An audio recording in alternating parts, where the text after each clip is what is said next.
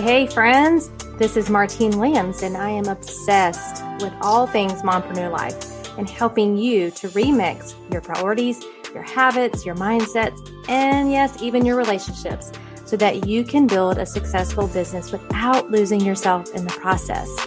I'm also obsessed with the color turquoise and lyrics of the 80s and 90s, but that's beside the point. Girlfriend, you don't have to hustle 24/7, 365 and continue to sacrifice your health, your relationships, and your sanity to be a successful mompreneur. As a small town girl living in a lonely world to a six-figure mompreneur, I am here to teach you how. There is a better way, and this podcast is your one-stop shop for all of the how-tos, the encouragement, the life hacks, the success tips, and of course, a little side of tough love. This is the Mompreneur Life Remixed podcast. So let's do this.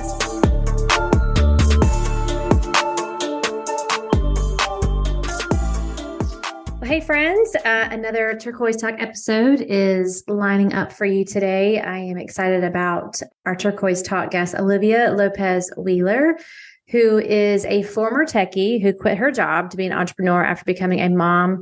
Changed everything.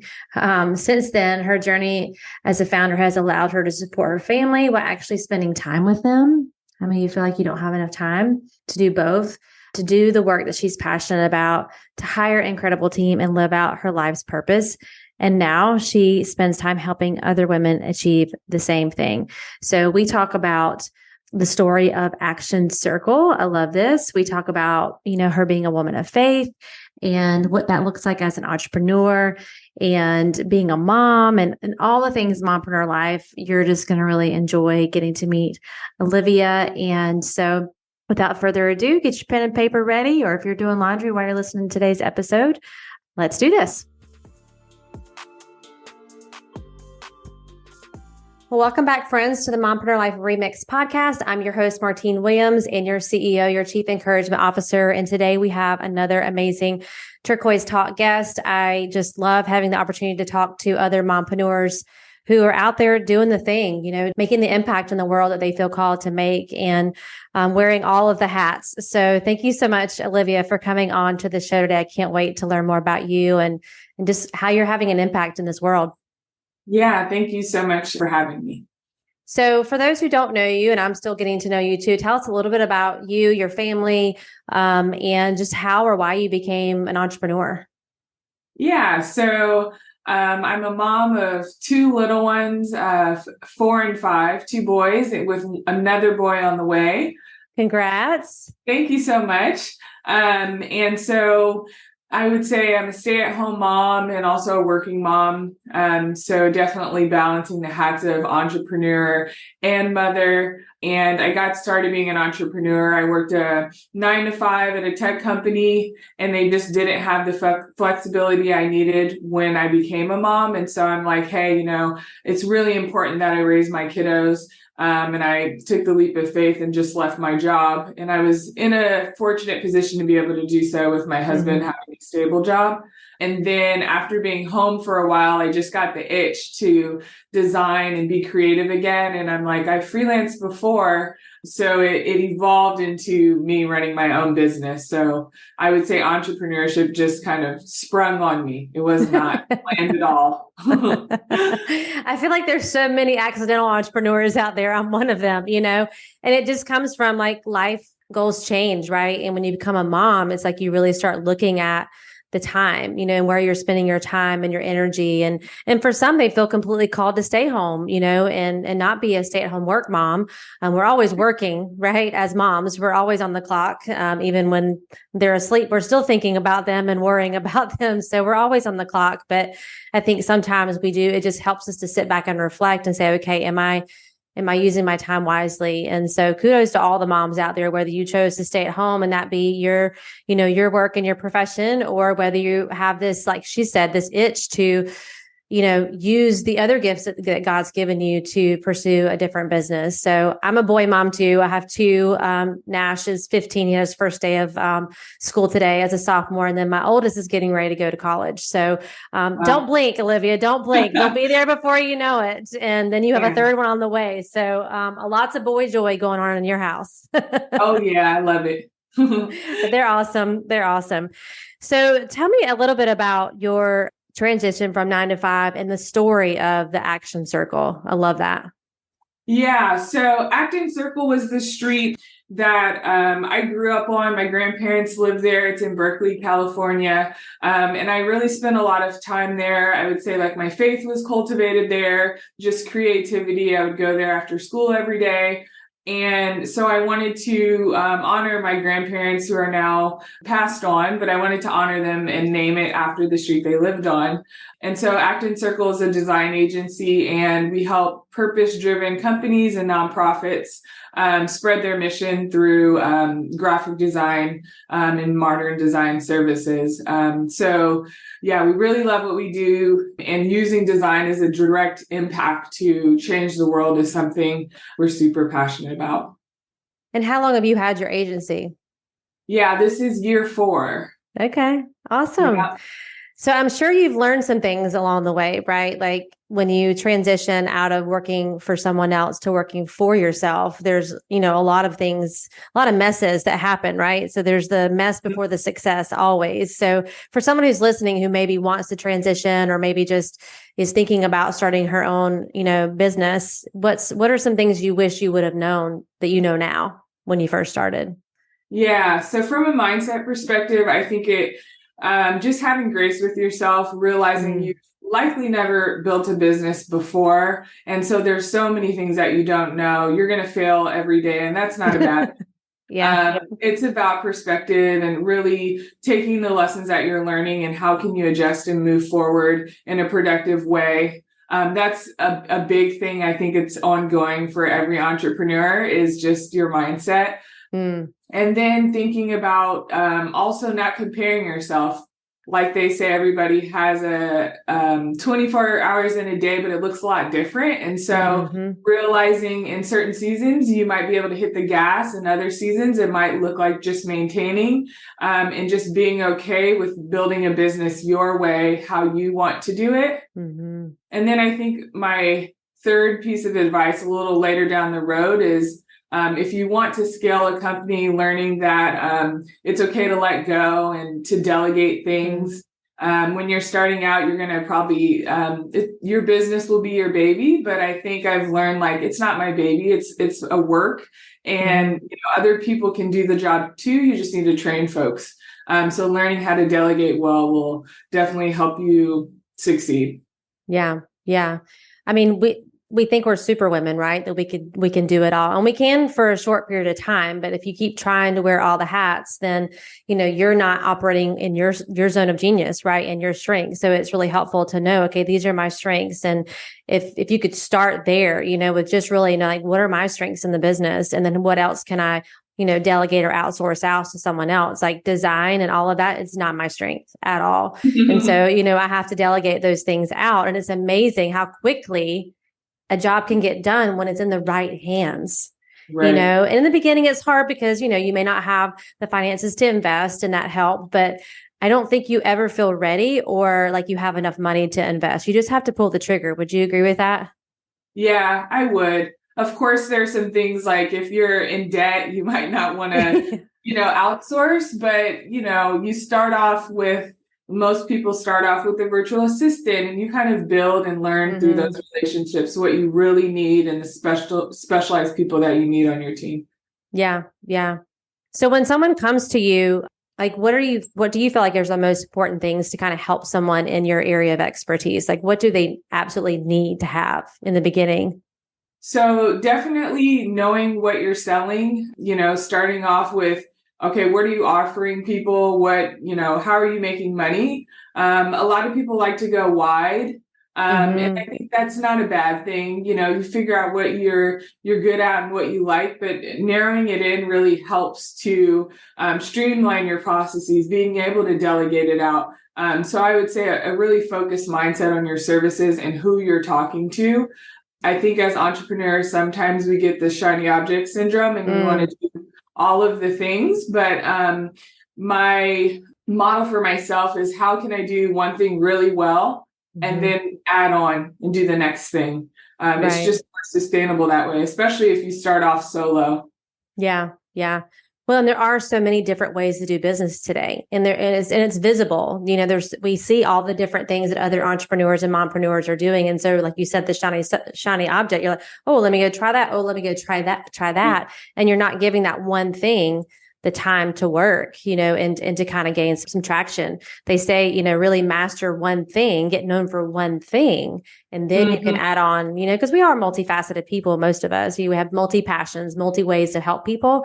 But if you can be known for the one, then you can start adding in some of those other things. But I think we want it fast. I know about me, I want success fast. And so when I don't give it enough time to work, I'm like, well, let me just try something else. When really the other thing was probably a great idea. We just don't give it enough time to work. Don't give it enough time to work. Definitely.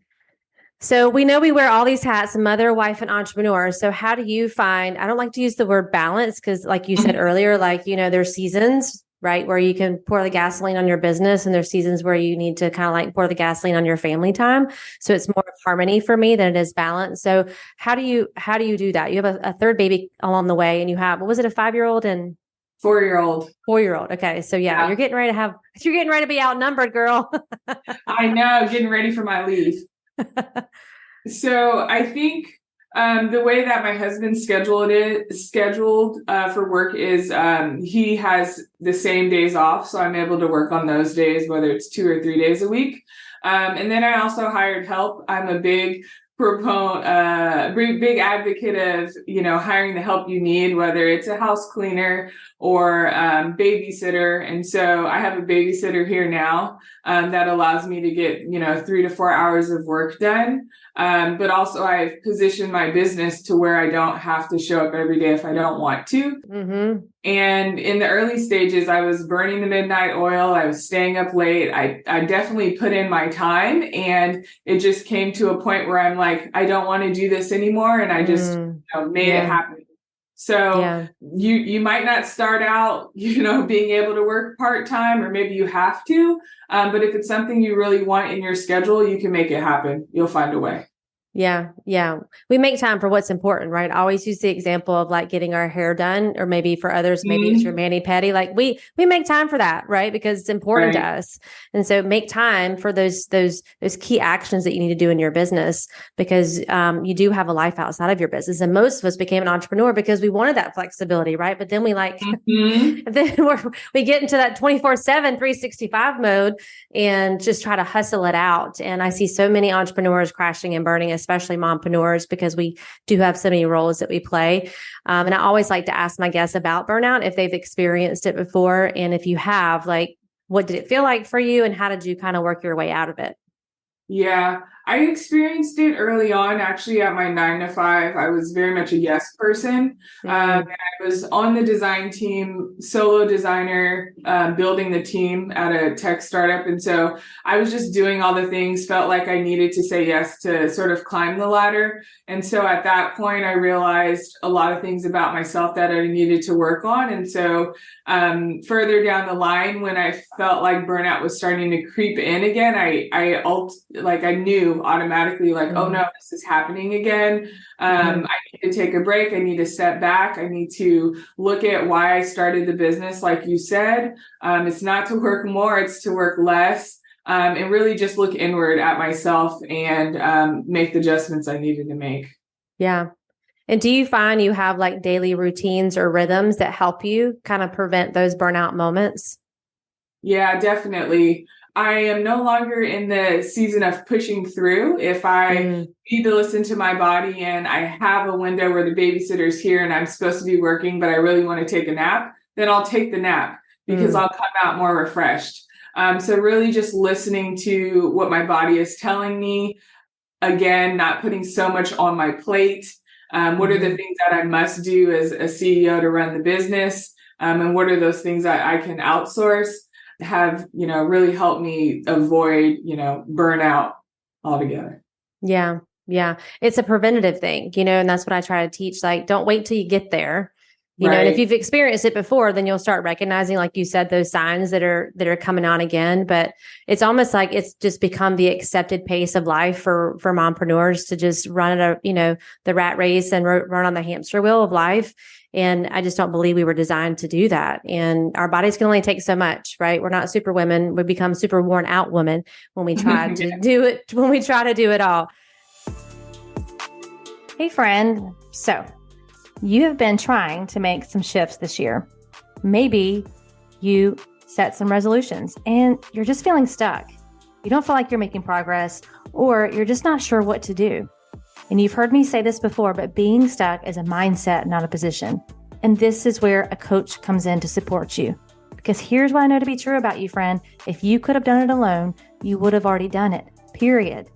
And as a life coach and a certified PDP professional, I specialize in using a research-based personality and performance survey called the ProScan to illuminate how your unique personality and natural strengths, your work and life environments are influencing real-time performance. So here's what you need to do. Go to the link in the show notes and book your free clarity call to learn more about how I can support you in your goals. I can't wait to illuminate your strengths, cultivate your confidence, and elevate your life. So tell me, I love this, this question about being a woman of faith in a world that says you can manifest everything. So tell me a little bit about that. Tell me what your thoughts are on that, because I find that super interesting. And I totally in the same belief with you on that. So For sure. Yeah. So I was raised Christian, still follow Jesus to this day. And so there's just a lot of messaging that goes around that, very self-centered and doing everything in your own accord and sort of paving your own way. And while I believe that you must put in the work and partner with God, a lot of the times it's not us, who believe in God that are sort of designing our own life and creating our own paths. It's really like, what is his will? What does he set out for us to do? And us being obedient to that call. So I don't believe that, I've done any of this in my own strength. It's really relying on God and his strength and his guidance. Like, he's my business coach, is sometimes I like to say that. Yeah. Nothing wrong with having a regular business coach, and I've had before, but something about being able to pray about certain things, not, move in the way that the world moves. It's made a big difference in my life personally. Yeah. Yeah. I totally agree. Totally agree.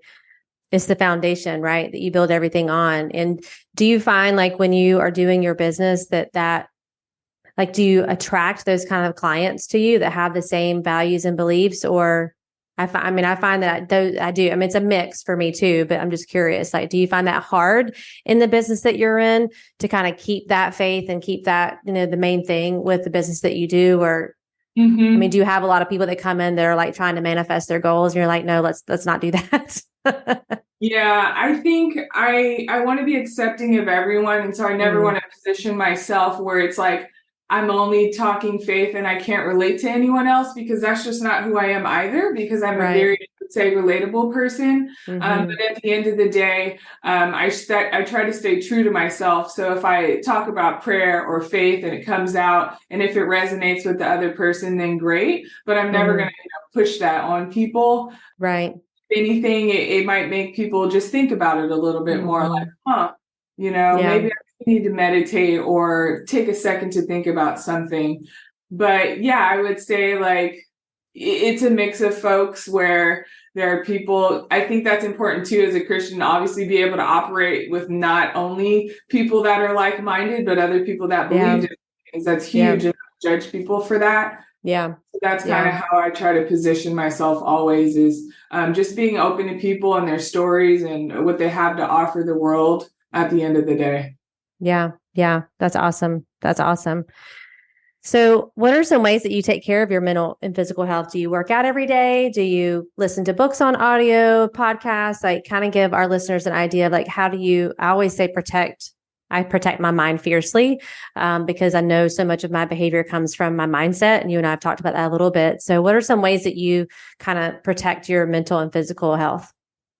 Yeah. So I actually started off intentionally just inviting God into my day each day, like in the morning, just to get my mindset going. I found it hard to sort of like be reading my Bible every morning or kind of studying in the way that I'm used to in previous seasons. So for me, like starting out with God is super important for me. And then also, having my house in order helps my mental state. So whether that's playing like certain music throughout the day, or having just a calm vibe and peaceful vibe, that's something I like to be intentional about. And, when things are put away or, dishes are put away, I just operate a lot better. And as far as just exercise, being pregnant, it's been hard to exercise and chase after toddlers. But I think just my day-to-day keeping up with them has helped me a lot. But there's different moments in the day where if I need to step away just to have a break, take a deep breath, I do those things. So again, just awareness of my body, like, am I breathing deeply? And then I've also done therapy at different points where I feel like I need to talk it out or just need other extra support. Yeah. I love that, the extra support and not being afraid to ask for the help that you need, whether it's, laundry or dishes or therapy or, hiring that first person on your team. Like just being willing to ask for the help that you need is just does so good for your mental, well-being. So, and I love that you've mentioned like just little things, I think sometimes as a mompreneur, it has to be this big, like I have to hire a full-time assistant. No, you can literally start with somebody with 5 hours a week, 10 hours a week. You could start maybe with a mommy's helper that lives down the street. I mean, I grew my first business with a little girl, was 13 down the street, and she would come hang out with my boys. She actually just visited me the other day, and now she's, an adult now. And I'm like, what in the world? I'm like, thank you so much. Like I wouldn't be where I'm at today had it not been for her, so don't have the all or nothing mentality. And it sounds like you really have grasped onto that too, because right now your exercise is just chasing toddlers, and that's giving you a little bit of activity. It's probably not where you want it to be, but it's better than nothing. Right. So listen to your body and don't be afraid to just, if you have 5 minutes, take the deep breaths, 5 minutes, meditate. If you have 10 minutes, go outside for a walk. It doesn't have to be one thing or the other. You can find that happy middle. Oh yeah. Definitely had to address the all or nothing mentality. It's a sneaky one, isn't it? It is. I'm like, why do I feel like I need to go 100%? That's what my therapist would say. Like, isn't 40% okay? And I'm like, no way. Full throttle. You don't understand. I'm an entrepreneur. We don't only know one speed and it's full steam ahead. Right. Oh my goodness. And sometimes we have to slow down to speed up, right? And we have to really slow down to think through, okay, what is enough for me in this season? That's a question I ask my clients all the time because they're constantly comparing themselves to someone else and the stage of business they're in or the pace that they're going. I'm like, okay, yeah, but they don't have 3 littles at home. Right. Like what can you do right now? What is enough for you right now? What are you celebrating right now that you're doing really well as a mompreneur, as opposed to looking at all the things that you don't feel like you are doing well in? We kind of get trapped in that. Oh yeah. It's easy to do. And I feel like it's very normal. Everyone probably goes through it.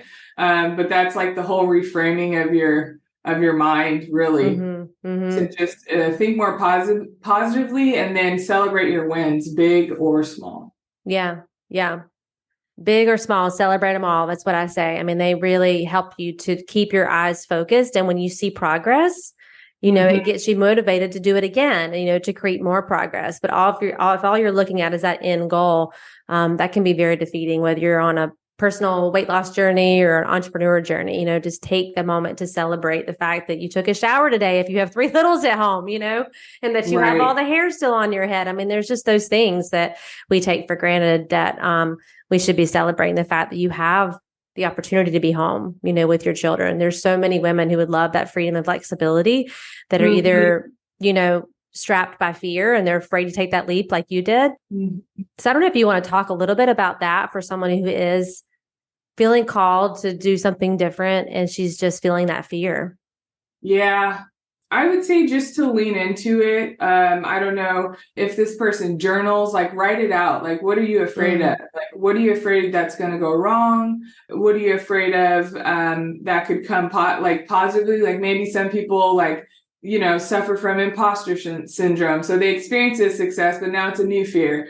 So I would just say to lean into that and not be afraid and let it paralyze you. We all experience fear. And I think, and to some degree, it's important that we're made with it for a reason. Mm-hmm. But I think taking just the next best step is something I like to say to myself when I'm uncertain, like, what's the next best step that I could take? Is it just doing research I need to do to get my idea out there? Okay, let me just do that. And the more that you it's like a muscle, you step into that unknown, the more kind of comfortable you're going to get along the way. And there's a lot of risk that comes with it. That's just the reality. But I think if you feel called to do it, then, you'll be equipped to. I believe that. And so it's just something new. Just lean into it and then surround yourself with people who are doing similar things, because I think that helps just a community of people that are like-minded. I feel that makes a big difference too. Yeah. Community is everything. I think there's so many out there trying to be a solopreneur. And a lot of times we use that word meaning like you don't have a team. But I also think it also means if you don't have community, like we were intended and designed to be in community. And when you're trying to build a business and you're in your own head, man, I mean, there can be a lot of things that are going up in that head, and a lot of things. And sometimes you're too close to your own like gifts and talents. It's helpful to have those people who can look at you and say, no, like this is amazing. What you're doing is amazing. Your content's really good, or that really landed with me, or I'm having a bad day too. We all have ups and downs. We don't own businesses. We actually own roller coasters. So, things are up and down and all around. And sometimes there's some upside down moments. So it's just really helpful to have that community. So maybe, for someone who's listening, you need to create your own community. Maybe you don't have a community. You don't have to pay to be in a community. There are tons of free communities. There are tons of podcasts for you to listen to. And there's tons of people out there who are looking to be in community. I think for me, I don't know if you agree with this, but when I invest, then I have skin in the game and I tend to show up more for those communities. I tend to show up more for myself. So, for those of you that are listening, maybe it is time for you to take that other leap of faith and invest in a coach or a mastermind or, a group coaching program or something. So you don't feel like you're out on an island by yourself trying to build this business. Yeah, definitely. And you don't have to invest a lot. Obviously, there are some coaches and communities that may charge more, but there are definitely communities that can meet you where you're at and, financially. And so look for those places. Yeah. And just like you were saying, maybe create your own community. I've done that too with different design entrepreneurs that are building businesses. It's just, maybe 2 or 3 of us, but we meet consistently and you have that accountability. So that's another option. Yeah. Yeah. And, if you're going to do that, I would definitely be sure you're seeking out people who are like-minded as you. You definitely don't want to find yourself in a community where everybody is like Eeyore, like, woe is me. And they're kind of bringing you down. So even just say, we're going to try it for 90 days and see how that works. And then y'all can kind of reassess and then move on. But it's just important to know you're not alone out there, mompreneurs. There's a lot of people who, want to be in community, and there's so much offering out there for you for help. There's so many different ways for you to receive the help that you need. So tell us a little bit about what you're excited about right now in your business. Like, what are you most excited about either in business or in life? I'm excited about having another little one. I think I'm excited to see how my business runs on its own. This will be the first time I'm taking an official leave for 3 to 4 months. So seeing how all my hard work has paid off up until this point to get operations in order, to get people trained so that, I don't have to be in the day-to-day or even the week-to-week or the month-to-month. I'm really excited to see, what works well and what doesn't. Because at the end of the day, my goal is not to work more, like I was saying. So I'm just excited to see all my hard work kind of be put to the test, which is interesting for me to say, but that's just how I am. I like a challenge. And I want to see something, I want to see the fruit that comes from it. Yeah. Yeah. That's awesome. So what's your favorite book that you've read recently, like a business book? Are you a reader? Yeah, here and there. It's harder with kids. Yeah. I sometimes do Audible, but then I just get overstimulated if I'm like, now I'm watching kids and doing business, it's too much. But a big book that changed my business was Run Like Clockwork. Mm. And so it's written by Mike Malowitz. I think that's his last name. Yeah, he's the Profit First guy, right? Exactly. Yeah. Okay. He wrote the Profit First book, and basically he teaches the systems that are needed to run your business, have a business that runs without you. So I read that book in a day. It was just like, I could resonate with it so much. It talks about delegation and just a lot of the things that I was experiencing. And then, I was able to join. They had a program at the time. I joined their program. And was able to clockwork my business. So that was like a book that really came to life for me. That's awesome. Yeah, I'm not familiar with that book at all. So I'll definitely have to look into that. I'm always looking for systems, and having the right systems in place so that, like you said, you can have more time freedom to do what you want to do when you want to do it. Right. Awesome. Well, how can people connect with you? Yeah, on Instagram, my handle is Olivia Lopez-Wheeler. Okay. That's probably the best place. Okay. Yeah, I started posting more. I don't know if the moms out there relate. Social media and marketing yourself is a hard thing to do, and recording reels and all of that, but it's essential. So you could find me there. Okay. That's awesome. And when is the new baby due? Beginning of November. Okay. All right. Well, if you could share one last thing, like with all the mompreneurs, if you had the opportunity to talk to all the mompreneurs in the world, what would you want them to know? What you're doing isn't easy. You often think, you're think about all the things that you're doing in any given day. You're running your household. You're showing up for your kids. You're emotionally giving to your kids. If you have a partner, you're, supporting your partner, you're maintaining your household, you're going to and from, let's say, if your kids are in school, you're dropping them off and picking them up and just living very selflessly. So just pay attention to those things. Don't feel the guilt that might try to creep in when you try to work on your business for yourself. I think it's important to remember that you're not just mother or wife. You're person with your own desires and dreams, and it's perfectly fine to have those dreams and desires and to lean into those things. It might look different, like we've said, in different seasons, but take time for yourself and take good care of yourself first. Yeah, for sure.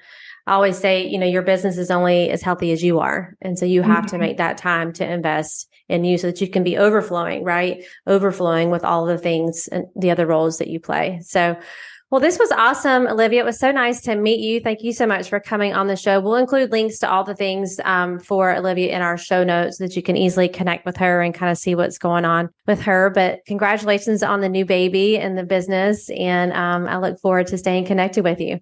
Yeah, likewise. Thank you so much. It was fun. All right, friends, we will catch you on the next episode. And you know that I'm believing in you always.